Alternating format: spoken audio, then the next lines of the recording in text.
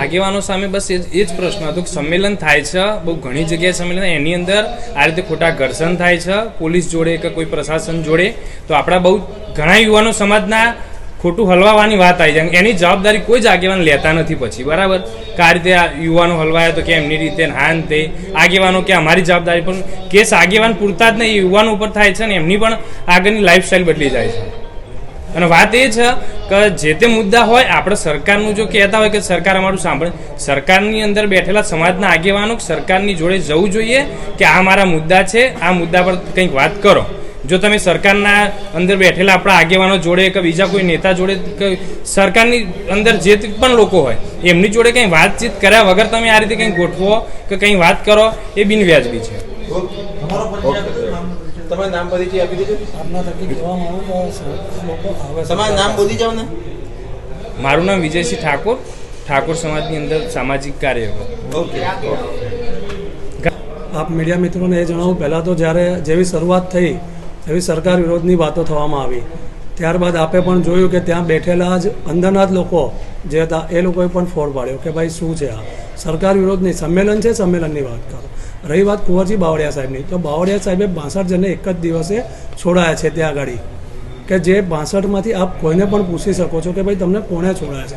સરકારે પૂરતી મદદ કરી છે. બીજી વસ્તુ રહી વાત સંમેલનની, સંમેલન કરો તમે, પણ સંમેલનની જરૂરિયાત ક્યારે છે? જ્યારે તમે સરકારમાં પહેલી અંદર રજૂઆત કરો, સરકારને રજૂઆત કરી હોય તમે અને સરકાર નથી સાંભળતી આપણી વાત, એ પછી આપણે આંદોલન કરો, રેલી કરો, પરંતુ સરકારમાં હજુ સુધી કોઈ રજૂઆત કરી ખરી? અંદર તમે માથાકૂટ પણ કરી હતી, શું માથાકૂટ?